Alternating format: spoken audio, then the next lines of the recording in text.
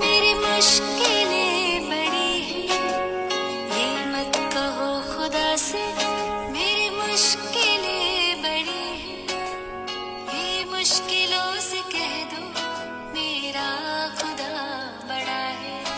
आती है आंधियाँ तो कर उनका खैर मकदम, आती है आंधियाँ तो कर उनका खैर मकदम, तूफान से ही तो लड़ने खुदा ने तुझे गढ़ा दी। ये मत कहो खुदा से मेरी मुश्किलें बड़ी हैं, ये मुश्किलों से कह दो मेरा खुदा बड़ा है, मेरा खुदा बड़ा है, मेरा खुदा बड़ा है।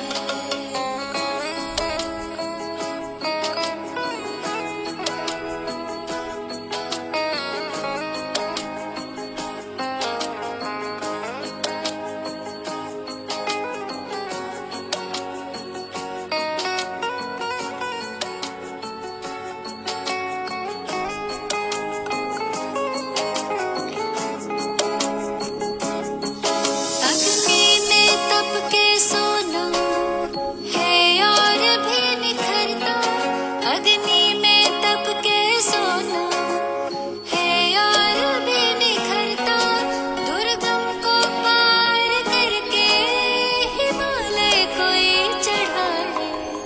लाएगी रंग मेहनत आखिर तुम्हारी एक दिन, लाएगी रंग मेहनत आखिर तुम्हारी एक दिन, होगा विशाल तरवर वो बीज जो पड़ा है। ये मत कहो खुदा से मेरी मुश्किलें बड़ी हैं, ये मुश्किलों से कह दो मेरा खुदा बड़ा है, मेरा खुदा बड़ा है, मेरा खुदा बड़ा है।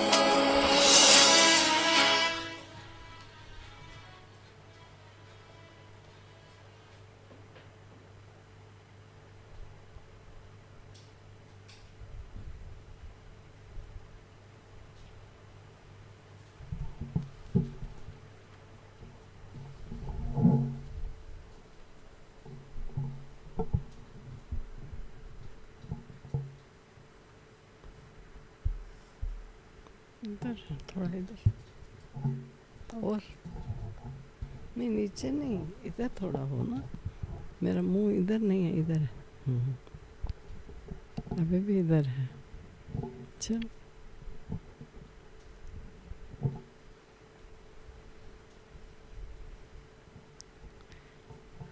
ओम शांति। कल प्यारे बाबा के महावाक्य जो आप सब ने भी सुने, मैंने भी सुने, मैं उसमें इसी बात को सोच रही थी कि साकार बाबा अपना निजी अनुभव सुना रहे हैं कि जब बाबा ने मुझे होने वाली प्राप्तियों से अवगत करा दिया, उस समय ऐसा प्रतीत होने लगा कि मैं इतना ऊंचा पद प्राप्त करने वाला हूँ, विश्व का महाराजन बनने वाला हूँ, तो ये थोड़ा सा धन माल क्या करूँगा। बाबा को वैराग्य आया इन सब चीज़ों से। भले परिवार वालों ने ये कहा और ये सोचा कि दादा को क्या हो गया है। यहाँ तक बाबा के एक लौकिक बड़े भाई ने कह दिया, क्या पागल हो गए हो। बाबा ने कहा, वो भाई जिसको मैंने बिजनेस में स्टैंड किया था वो मुझे कहता है पागल हो गए हो, और सचमुच मैं पागल हो गया था, दीवाना हो गया। मुझे कितना ऊंचा पद प्राप्त होने वाला है और मुझे कौन वो पद प्राप्त कराने वाला है। वो पद कैसे प्राप्त होगा, कहाँ प्राप्त होगा, कब प्राप्त होगा, ये मुझे कुछ नहीं मालूम, लेकिन मैं इतना ऊंचा पद पाने वाला हूँ। दादियाँ भी हमारी यही कहती हैं, हम विश्व के मालिक बनने वाले हैं, वैकुंठपुरी के मालिक बनेंगे। कब बनेंगे, कैसे बनेंगे, कौन बनाएगा, कहाँ वैकुंठ है, कुछ नहीं मालूम, लेकिन हमने घर परिवार कुछ नहीं हमें चाहिए, हम तो वैकुंठ के मालिक बनने जा रहे हैं। ये नहीं मालूम कब बनना है, कैसे बनना है, कहाँ वैकुंठ होगा, लेकिन नशा चढ़ गया उस प्राप्ति का।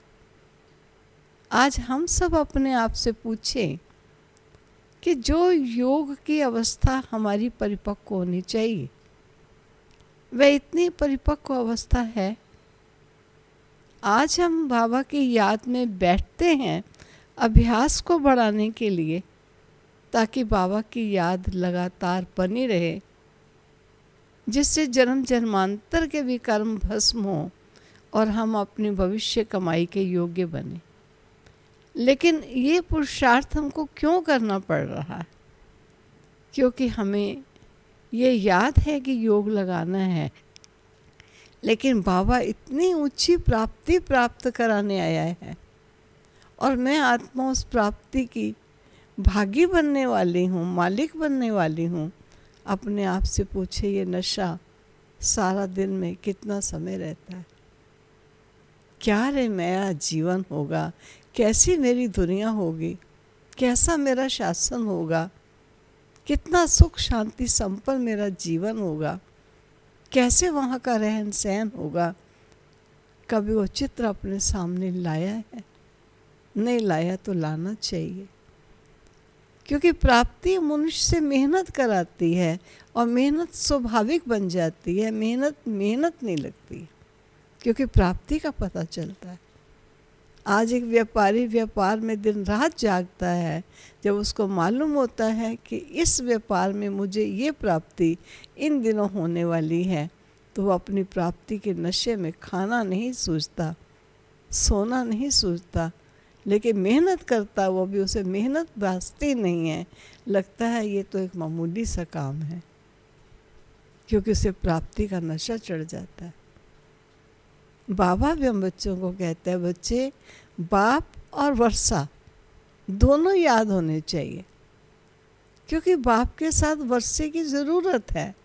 वर्षे के बिना बाप कैसे याद आएगा? इतनी ऊंची प्राप्तियां प्राप्त कराने वाला, जो हमें अचानक आके मिल गया, ना मन ना चित था।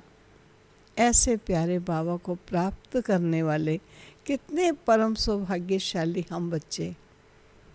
तो आज सारा दिन देखिएगा कि मुझे बाबा और बाबा द्वारा होने वाली वो सर्वश्रेष्ठ प्राप्तियाँ, विश्व के मालिक बन की प्राप्ति जो बाबा मुझे इस समय कराने आया है, क्या ये मेरी स्मृति में सदा रहती है?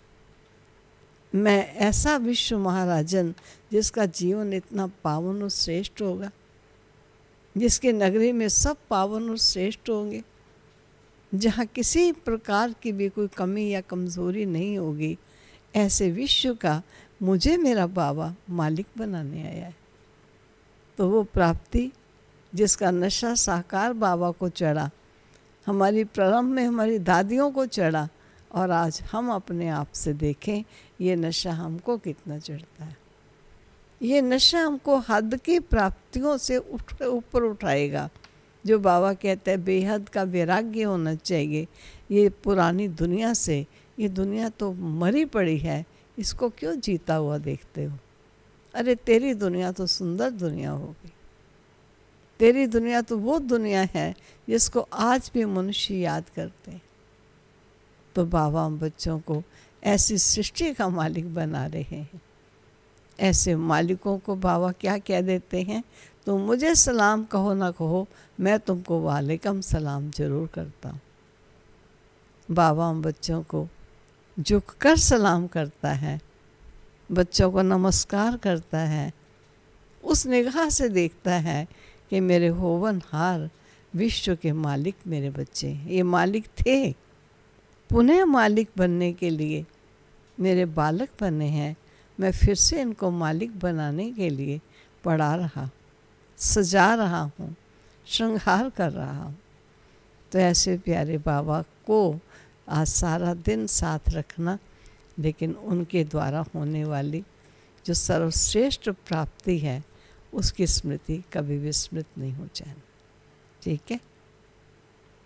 तो आज के महावाक्य हैं 22 तारीख के, 22 मई है और 2020 का सन है। सार है आज के महावाक्यों का, मीठे बच्चे एकांत में बैठ अपने साथ बातें करो। देखो ये प्रैक्टिकल करने का काम दे रहा है बाबा। एकांत में बैठ अपने साथ बातें करो। हम अविनाशी आत्मा हैं, बाप से सुनते हैं, ये प्रैक्टिस करो। स्वयं भगवान हमको सुना रहा है, हम अविनाशी आत्माओं को ये प्रैक्टिस करो। प्रश्न है, जो बच्चे याद में अलबेले हैं उनके मुख से कौन से बोल निकलते हैं? अलबेले बच्चों के मुख से, अलबेले भी किसमें? याद में विशेष रूप से। उनके मुख से कौन से बोल निकलते? जरा याद करके देखिएगा। ठीक है, आप अलबेले नहीं हो, लेकिन जो अलबेले होंगे उनके मुख से कौन से शब्द निकलेंगे? वे कहते हैं हम शिव बाबा के बच्चे हैं ही, याद में ही हैं। लेकिन बाबा कहते हैं वे सब गपोड़े हैं, अलबेलापन है, इसमें तो पुरुषार्थ करना है। सवेरे उठ अपने को आत्मा समझ बैठ जाना है, रूह रिहान करनी है। आत्मा ही बातचीत करती है। अभी तुम देही अभिमानी बनते हो। देही अभिमानी बच्चे ही याद का चार्ट रखेंगे, सिर्फ ज्ञान की लबार नहीं लगाएंगे। बड़ी बड़ी बातें, ऊंची ऊंची बातें करना, लेकिन देही अभिमानी स्थिति का चार्ट कायम ना बना कर सकना, इसका ख्याल रखेंगे। रिकॉर्ड है, मुखड़ा देख ले प्राणी जरा दर्पण में, देख ले कितना पुण्य है कितना पाप तेरे जीवन। देख ले प्राणी, मुखड़ा देख ले प्राणी। ओम शांति। सब सुन रहे हैं ना? ओम शांति। मैं बाबा को लेकर आपके घरों में आ जाती हूँ, मालूम है। प्यारे बाबा को कहते चलो बाबा अपने बच्चों के घर घर में चलो। आप कहते थे ना घर घर पाठशाला खोलेंगे, तो फिर आपको तो चलना ही पड़ेगा। आपकी तो पाठशालाएं खुल रही हैं, इसलिए अपनी पाठशालाओं में चलो। तो अपने सेंटरों में चलो, अपनी पाठशालाओं में चलो, अपने बच्चों के उन स्थानों को देखो जहाँ उन्होंने पाठशालाएं सजाई हुई हैं। तो प्यारे बाबा आपके घर में चक्कर लगाते हैं और ज्ञान की भूमभू करके आप बच्चों को अपना बनाते हैं। रूहानी बच्चों को समझाया गया है कि प्राण आत्मा को कहा जाता है। अब बाप आत्माओं को समझाते हैं, मुखड़ा देख ले प्राणी, अर्थात हे आत्मा तो अपने आप को चेक कर ले। ये गीत तो भक्ति मार्ग के हैं, ये तो सिर्फ इनका सार समझाया जाता है। अब तुम जब यहाँ बैठते हो तो अपने को आत्मा समझो, देह का भान छोड़ देना है। हम आत्मा बहुत छोटी बिंदी हैं, बैठे हैं दाता के सन्मुख। बहुत छोटी बिंदु रूप चमकता हुआ दिव्य सितारा सामने बैठा है। मैं ही शरीर द्वारा पाठ बजाती हूँ। ये आत्मा का ज्ञान कोई को है नहीं, ये बाप समझाते हैं। अपने को आत्मा समझो। मैं छोटी आत्मा हूँ। आत्मा ही सारा पाठ बजाती है इस शरीर से, तो देह अभिमान निकल जाए। ये है मेहनत। हम आत्मा इस सारे नाटक के एक्टर्स हैं। ऊंचे से ऊंचे एक्टर हैं परम पिता परमात्मा। सर्वोच्च सबसे ऊंचे से ऊंचा एक्टर है परम पिता परमात्मा। बुद्धि में रहता है, वह भी इतनी छोटी बिंदी है, उनकी महिमा कितनी भारी है। ज्ञान का सागर, सुख का सागर। देखो तो सही सागर में, क्या सागर में लहरें उठ रही, कितनी तेज तेज लहरें उठती, कितना जल है। तो ऐसे देखें बाबा में ये सब ज्ञान, ये सब गुण, ये सब शक्तियाँ सागर की नहीं आई। तो जितना दाता से ले लें उतना ही कम है।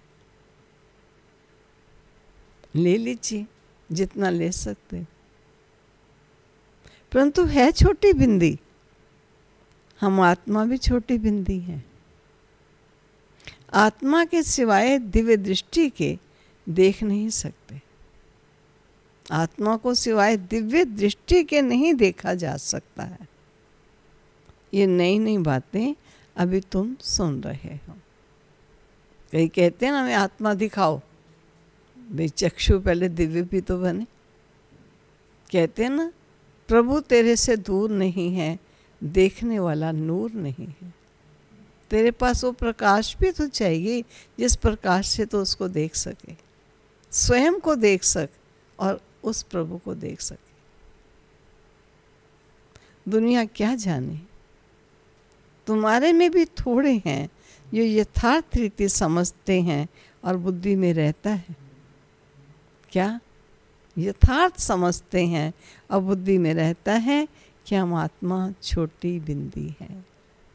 ये बुद्धि में रहे। हमारा बाप इस ड्रामा में मुख्य एक्टर है। ऊंचे तो ऊंचा एक्टर बाप है। और फिर फलाने फलाने आते हैं। तुम जानते हो बाप ज्ञान का सागर है, परंतु शरीर बिगड़ तो ज्ञान सुना नहीं सकेगा। शरीर द्वारा ही बोल सकते हैं। अशरीरी होने से ऑर्गन्स अलग हो जाते हैं। शरीर अलग है और आत्मा अलग है। भक्ति मार्ग में तो देहधारियों का ही सिमरन करते हैं, परमपिता परमात्मा के नाम रूप देश काल को नहीं जानते। वो कौन है? बस कह देते हैं परमात्मा, वो तो नाम रूप से न्यारा है। बाप समझाते हैं ड्रामा अनुसार, तुम जो नंबरवार सतो प्रधान थे, तुमको ही फिर सतो प्रधान बनना है। तमो प्रधान से सतो प्रधान बनने के लिए तुम्हें फिर ये अवस्था मजबूत रखनी है। कौन सी अवस्था? कि हम आत्मा हैं। आत्मा इस शरीर द्वारा बात करती है, उनमें ज्ञान है। यही ज्ञान और कोई की बुद्धि में नहीं है कि हमारी आत्मा में 84 जन्मों का अविनाशी पाठ नोंदा हुआ है। ये बहुत नई नई पॉइंट्स हैं। दुनिया में कोई नहीं जानता कैसे आत्मा 84 जन्म लेती है मैक्सिमम, और उसमें पूरे पाठ की रिकॉर्डिंग है। एकांत में बैठकर अपने साथ ऐसी ऐसी बातें करनी है। हम आत्मा हूँ, बाप से सुन रहा हूँ, धारणा मुझ आत्मा में होती है, मुझ आत्मा में ही पाठ भरा हुआ है। मैं आत्मा अविनाशी हूँ, ये अंदर घोटना चाहिए। हमको तमो प्रधान से सतो प्रधान बनना है।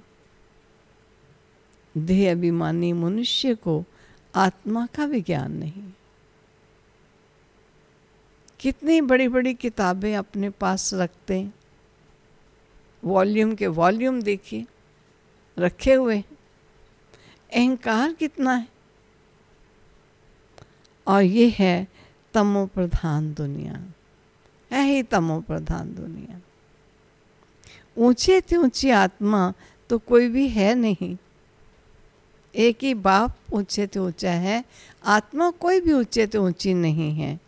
तुम जानते हो कि हमें तमो प्रधान से अब सतो प्रधान बनने का पुरुषार्थ करना है।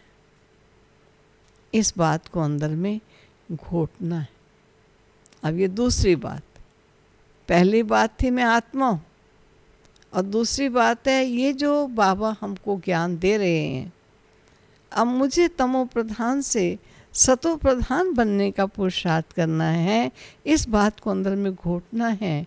ज्ञान सुनाने वाले तो बहुत हैं, परंतु याद है नहीं। अंदर में वे अंतर्मुखता रहनी चाहिए। हमको बाप की याद से पति से पावन बनना है, सिर्फ पंडित नहीं बनना। इस पर एक पंडित का मिसाल भी है ना। माताओं को कहते थे राम राम कहने से पार हो जाएंगे, और तो ऐसे लवाड़ी नहीं बनना है।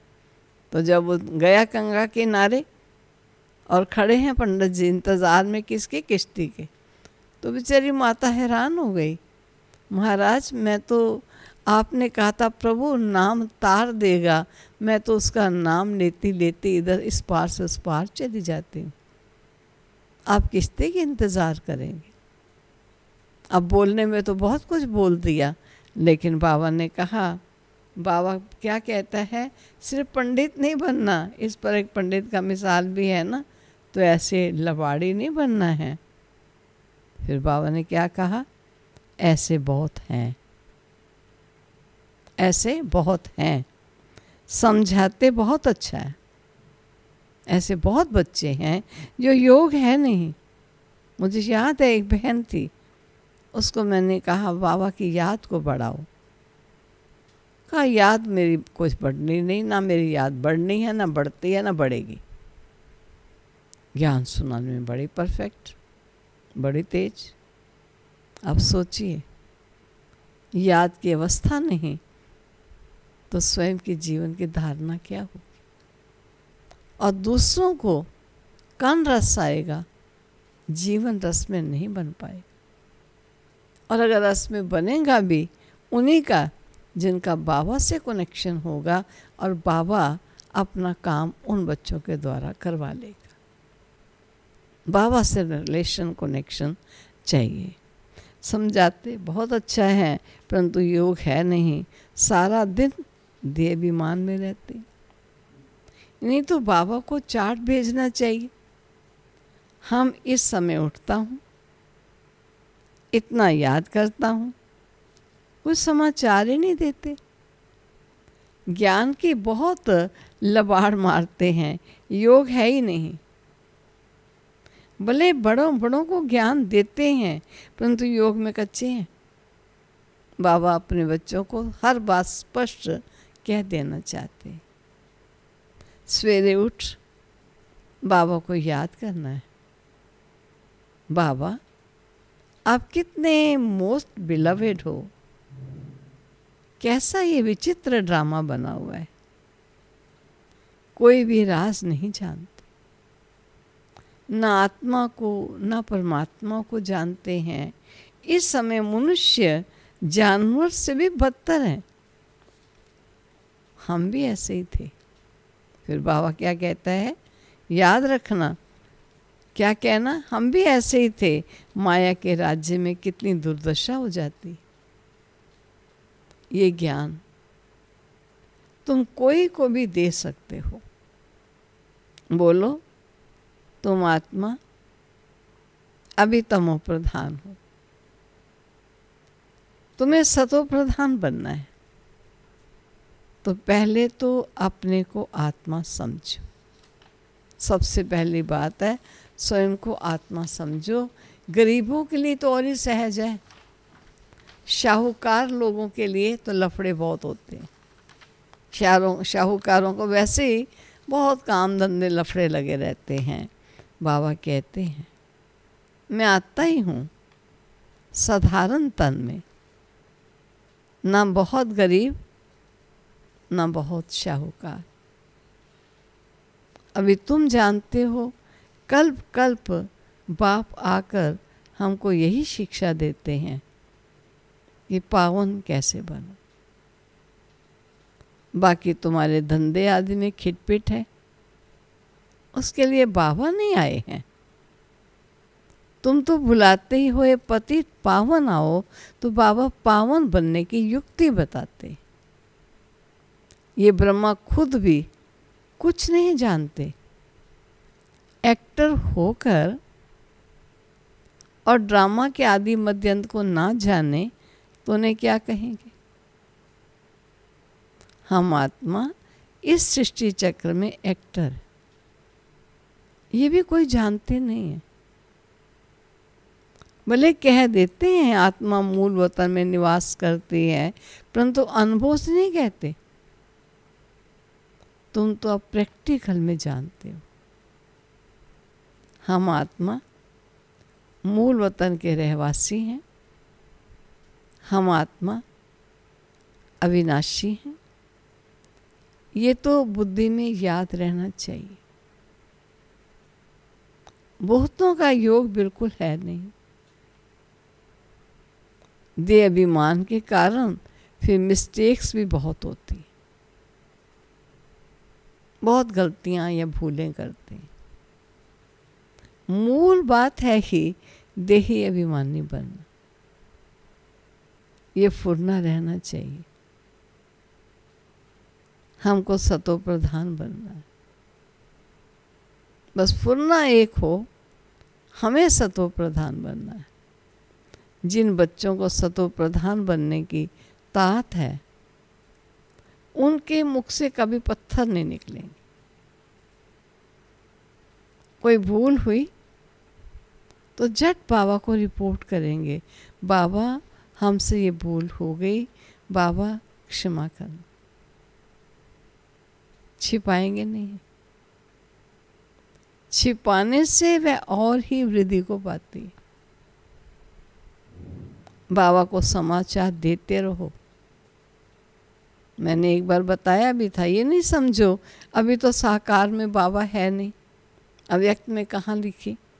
बाबा कहते एक लेटर बॉक्स बना लो, चाहे एक डिब्बे कोई लेटर बॉक्स का नाम दे दो, और सच्चे साफ दिल से लिख करके सच्चाई और सफाई से उस लेटर बॉक्स में डाल दो।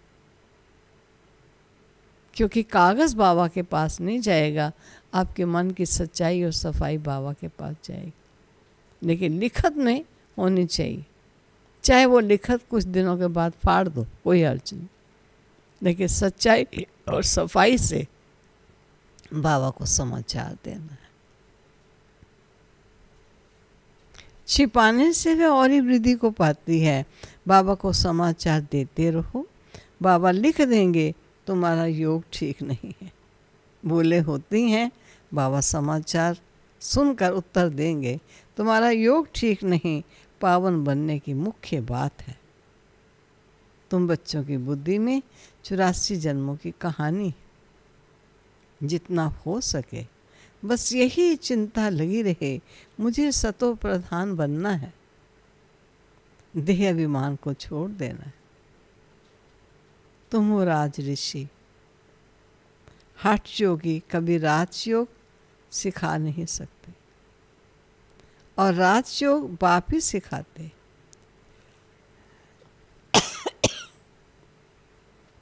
ज्ञान भी बाप ही देते हैं, बाकी समय है तमो प्रधान भक्ति। ज्ञान सिर्फ बाप संगम पर आकर सुनाते हैं। बाप आए हैं तो भक्ति खत्म होनी है, ये दुनिया भी खत्म हो जानी। ज्ञान और भक्ति से सतयुग की स्थापना होती है। सतयुग स्थापना में दो चीजें, ज्ञान, दूसरा है योग। भक्ति चीज ही अलग है। मनुष्य फिर कह देते हैं दुख सुख यहीं है। अभी तुम बच्चों पर बड़ी रिस्पॉन्सिबिलिटी है अपने कल्याण करने की। युक्ति रचते रहो। ये भी समझाया है पावन दुनिया है शांति धाम और सुख धाम, और ये है अशांति धाम और दुख धाम। पहली मुख्य बात है योग की। योग नहीं है तो ज्ञान की लबार है, सिर्फ पंडित माफिक। आजकल तो रिद्धि सिद्धि बहुत निकली है, इनसे ज्ञान का कनेक्शन नहीं है। मनुष्य कितना झूठ में फंसे हुए हैं, पतित हैं। बाप खुद कहते मैं पतित दुनिया, पतित शरीर में आता हूँ, पावन तो कोई यहाँ है नहीं। ये तो अपने को भगवान कहते नहीं हैं। जिस तन में मैं आया हूँ, ये अपने को भगवान नहीं कहते हैं। ये तो कहते हैं मैं भी पतित हूँ, पावन होंगे तो फरिश्ता बन जाएंगे। तुम भी पवित्र फरिश्ता बन जाओगे। तो मूल बात यही है। कौन सी मूल बात है? कि हम पावन अर्थात सतो प्रधान कैसे बने, ये चिंता हो। याद बहुत जरूरी है। और जो बच्चे याद में अलबेले हैं वो कहते हैं हम शिव बाबा के बच्चे तो हैं ही, याद में ही हैं। लेकिन बाबा कहते हैं वे सब गपोड़े हैं, अलबेलापन है। इसे पुरुषार्थ करना है। सवेरे उठ अपने को आत्मा समझ बैठ जाना है। रूह रिहान करनी है। आत्मा ही बातचीत करती है ना। अभी तुम देही अभिमानी बनते हो। जो कोई का कल्याण करता है तो उनकी महिमा भी की जाती है। वह होती है देह की महिमा, फलां फलां व्यक्ति उसकी महिमा। ये तो है निराकार परम पिता परमात्मा की महिमा। इसको भी तुम समझते हो। ये सीढ़ी और कोई की बुद्धि में थोड़ी होगी। हम 84 जन्म कैसे लेते हैं, नीचे उतरते आते हैं। अब तो पाप का घड़ा भर गया है, वह साफ कैसे हो। इसलिए बाप को बुलाते। तुम हो पांडव संप्रदाय, रिलीजियो पॉलिटिकल भी हो, धर्म को भी मानते हो और राजनीति को भी जानते हो। बाबा सब रिलीजन की बात समझाते हैं, दूसरा कोई समझा नहीं सकेगा। सब धर्म कब कब आए, कितना समय रहे, उनके धर्म पिता फिर कहाँ गए, ये सब बातें बाप समझाते हैं। बाकी वे धर्म स्थापन करने वाले क्या करते हैं, उनके पिछाड़ी तो औरों को भी नीचे आना पड़ता है। बाकी ये कोई मोक्ष थोड़ी हुआ। बाप पिछाड़ी में आकर सबको पवित्र बनाए वापस ले जाते हैं। इसलिए उस एक के सिवाय और कोई की महिमा है नहीं। ब्रह्मा की बात तुम्हारी कोई महिमा नहीं। बाबा ना आता तो तुम भी क्या करते। अब बाप तुमको चढ़ती कला में ले जाते हैं, गाते भी हैं ना। क्या गाते हैं? चढ़ती कला तेरे भाने सर्व का भला। परंतु अर्थ थोड़ी समझते हैं। महिमा तो बहुत करते हैं लेकिन बिना अर्थ जाने। अब बाप ने समझाया है। क्या समझाया है? अकाल तो आत्मा है जिसको कोई खाता नहीं, अविनाशी है। और उनका ये तख्त है जिस शरीर में वो विराजमान है। आत्मा अविनाशी है, काल कभी खाता नहीं। आत्मा को एक शरीर छोड़ दूसरा पाठ बजाना है। बाकी लेने के लिए कोई काल आता थोड़ी है। तुमको कोई के शरीर छोड़ने का दुख नहीं होता है। शरीर छोड़कर दूसरा पाठ बजाने गया, अब रोने की तो दरकार नहीं है। क्या दरकार है रोने की? हम आत्मा भाई भाई हैं, ये भी तुम अभी जानते हो। गाते हैं आत्माएं परमात्मा, अलग रहे बहुकाल। बाप कहाँ आकर मिलते हैं ये भी नहीं जानते। अभी तुमको हर बात की समझानी मिलती है। कब से सुनते आते हो, कोई किताब आदि थोड़ी उठाते हो।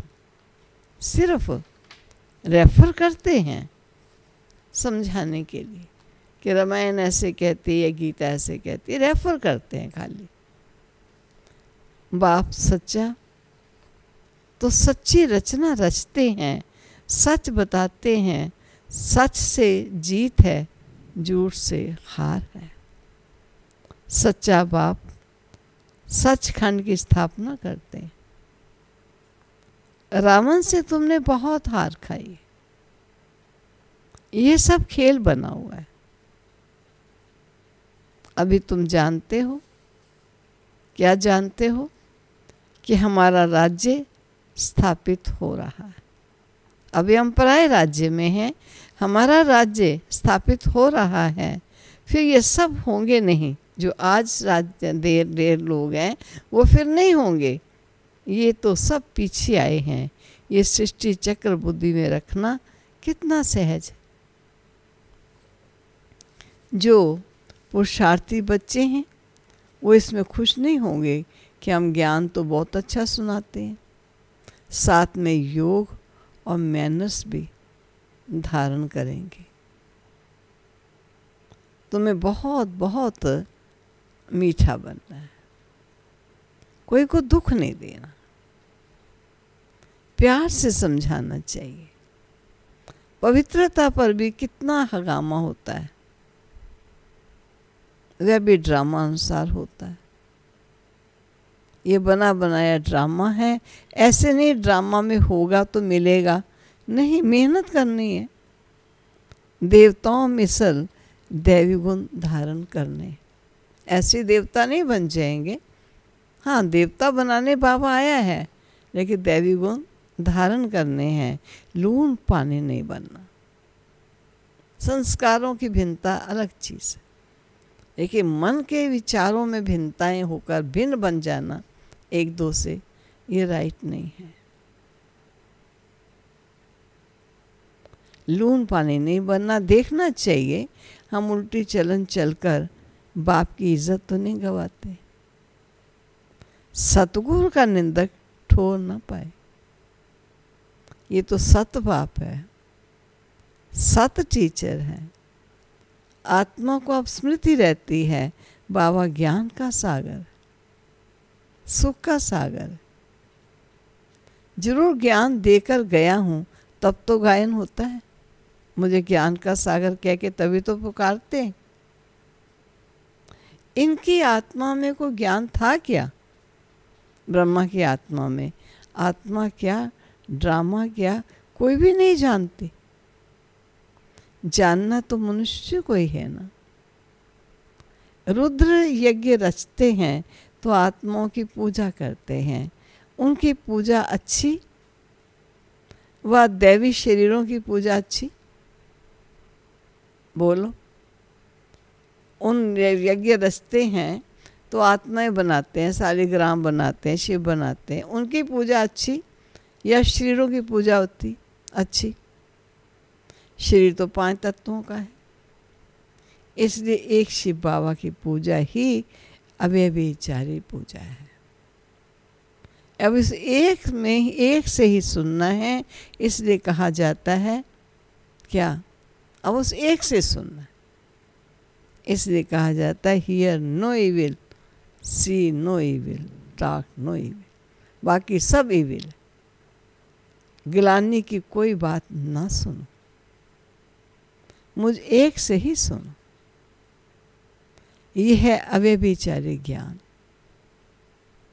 मुख्य बात है जब देह अभिमान टूटेगा तब ही तुम शीतल बनोगे,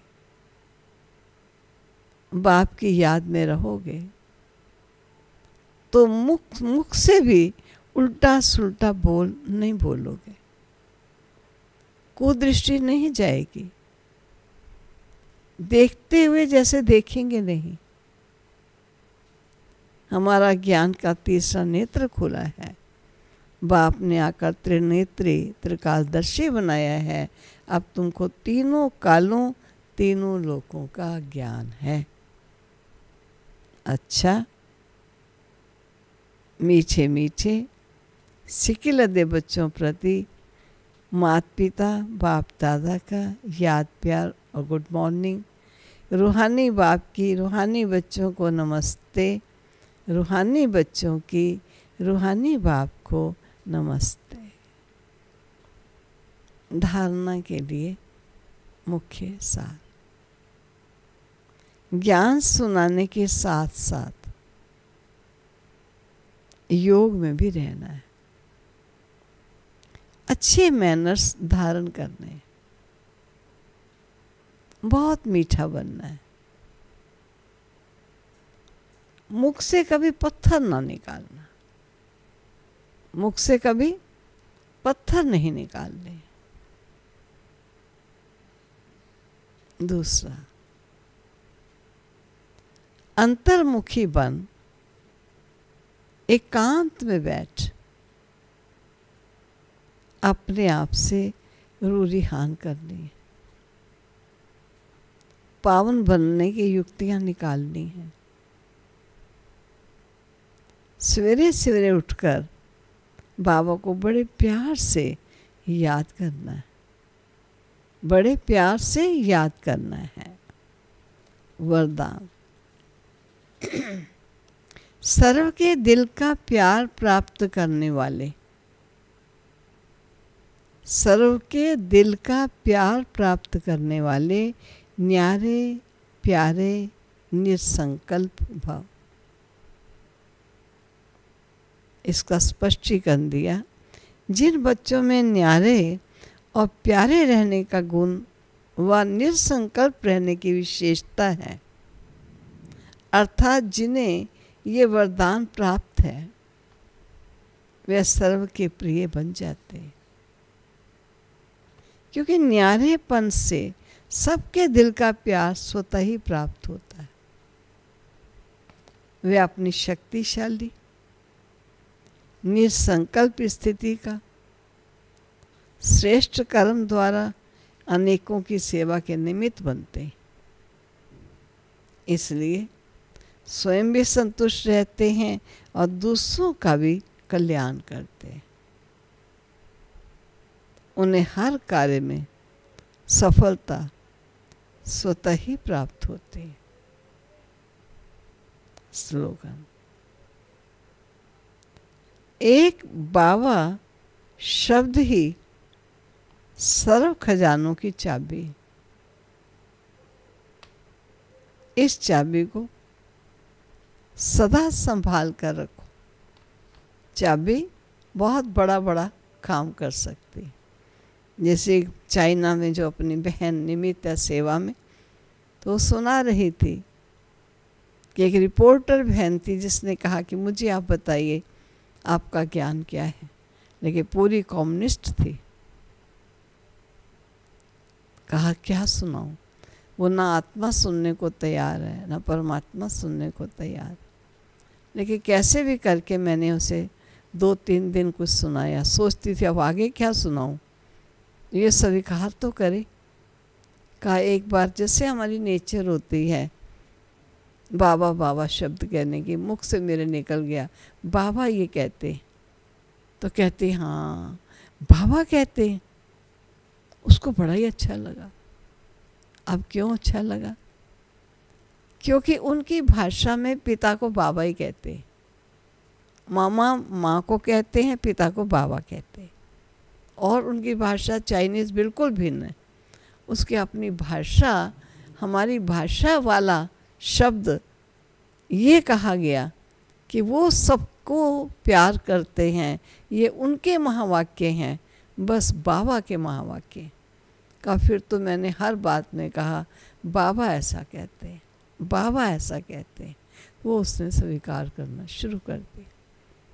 जो बाबा कहता है ना, कभी कभी एक शब्द भी एक चाबी का काम कर देता है। तो सब खजानों की चाबी हो गई बाबा। इस चाबी को सदा संभाल कर रखो। ऐसे नहीं है बाबा शब्द बड़ा सहज चाबी है, संभाल के रखो, यूज़ करो, प्रॉपर समय पर यूज़ करने के लिए औरों को भी दो। तो ऐसे बाबा के खजानों के मालिक, जिनके हाथ में सब खजानों की चाबी है, ऐसे मालिकों को बाबा समय प्रति समय जीवन में इन खजानों को इस्तेमाल कैसे करें और इस खजाने से अन्यों को माला माल कैसे बनाएं, इनकी अनेकानेक युक्तियाँ बताते हैं। और यही बताते, ये बताने वाला मेरे सिवाय कोई नहीं है। मैं ही तुम बच्चों को ये सब बातें बता रहा। तो ऐसे प्यारे बाबा को आज याद रखना, बाप को याद रखना है। बाबा का वर्षा इतनी ऊंची प्राप्तियों को प्राप्त कराने वाला मेरा बाबा है, ये विस्मृत ना हो जाना। चलो अपने प्यारे बाबा पास चलो।